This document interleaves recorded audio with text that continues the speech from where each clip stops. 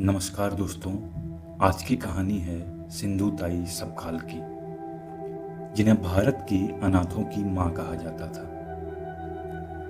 ये कोई फिल्मी कहानी नहीं है, बल्कि एक ऐसी महिला की सच्ची दास्तान है जिसने खुद नरक देखा, लेकिन दूसरों के लिए मसीहा बन गई।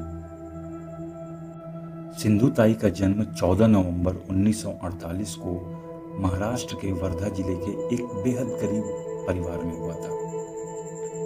उनके पैदा होने पर परिवार में कोई खुश नहीं था, क्योंकि सबको बेटा चाहिए था। इसलिए उनका नाम रख दिया गया चिंदी, यानी कपड़ों का एक बेकार टुकड़ा। चिंदी को पढ़ने का बहुत शौक था। वो अपनी माँ से छुपकर मवेशी चराने के बहाने स्कूल चली जाती थी। उनके पास स्लेट खरीदने के पैसे नहीं थे, तो वो पेड़ के पत्तों को स्लेट और लकड़ी के तिनके को कलम बनाकर लिखा करती थी। लेकिन किस्मत को कुछ और ही मंजूर था।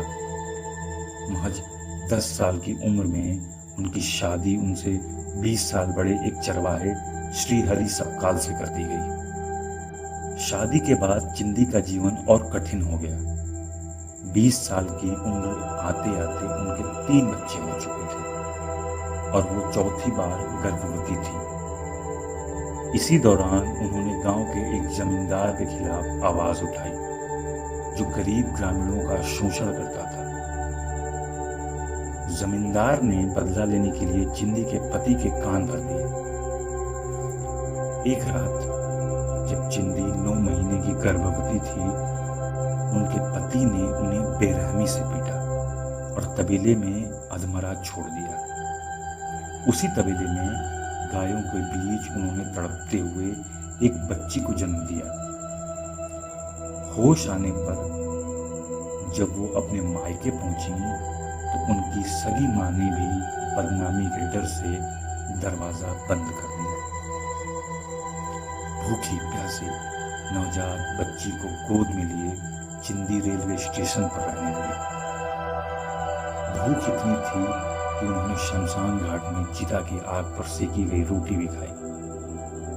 अपनी सुरक्षा के लिए वो रात को शमशान में सोती थी, क्योंकि वहां भूतों के डर से कोई आदमी नहीं आता था।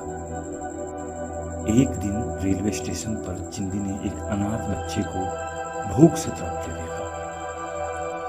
उस बच्चे को देखकर उन्हें लगा कि उनका दुख इस बच्चे के सामने कुछ भी नहीं है।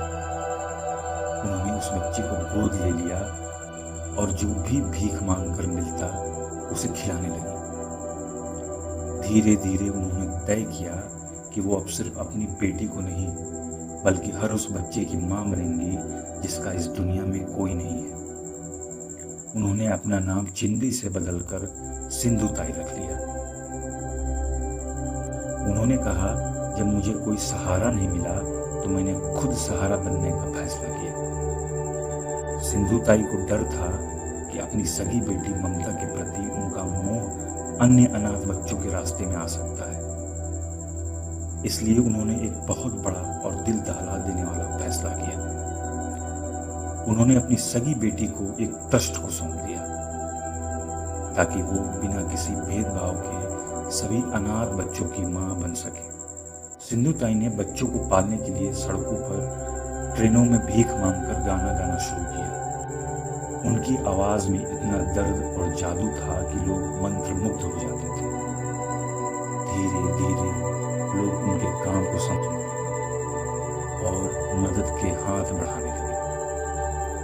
उन्होंने महाराष्ट्र में कई आश्रम खोले, जैसे सन्मति बाल निकेतन। उन्होंने सिर्फ बच्चों को पाला ही नहीं, बल्कि उन्हें पढ़ाया लिखाया, वकील और डॉक्टर और इंजीनियर बनाया। सालों बाद जब सिंधु ताई मशहूर हो गई, तो उनका बूढ़ा पति, जिसने उन्हें घर से निकाला था, अपनी गलती का एहसास होने पर उनके आश्रम आया। सिंधु ताई ने उन्हें माफ कर दिया, लेकिन एक पत्नी के रूप में नहीं। उन्होंने कहा, अब मैं सिर्फ एक मां हूं। तुम मेरे आश्रम में मेरे सबसे बड़े बेटे बनकर रह सकते हो। उन्होंने अपने पति को अपने सबसे बड़े बच्चे के रूप में पाला। अपने जीवन काल में सिंधु ताई ने 1050 से अधिक अनाथ बच्चों को अपनाया। आज उनके परिवार में सैकड़ों दामाद और बहुएं और सैकड़ों पोते पोतियां। 750 से अधिक पुरस्कार उन्हें उनके सामाजिक कार्य के लिए दुनिया भर से मिला। भारत सरकार ने उन्हें देश के सर्वोच्च नागरिक पुरस्कारों में से एक पद्मश्री से सम्मानित किया। पुरस्कार से मिली सारी राशि उन्होंने बच्चों के आश्रम के नाम कर दी। 4 जनवरी 2022 को 73 वर्ष की आयु में सिंधु ताई ने इस दुनिया को अलविदा कह दिया, लेकिन उनकी सिखाई बातें और उनके आश्रम आज भी हजारों बच्चों का भविष्य संवार रहे हैं। दोस्तों, ये कहानी हमें सिखाती है कि परिस्थितियां चाहे कितनी भी बदतर क्यों ना हो, अगर इंसान के भीतर संकल्प और ममता हो तो वो अपनी किस्मत खुद लिख सकता है। जो दुनिया को बदलने का दम रखते हैं वे अपने आंसुओं को दूसरों की मुस्कान में बदल देते हैं। दोस्तों, कहानी अच्छी लगी हो तो चैनल को सब्सक्राइब और वीडियो को लाइक कमेंट ज़रूर करें। तब तक के लिए स्वस्थ रहें, सुरक्षित रहें। धन्यवाद।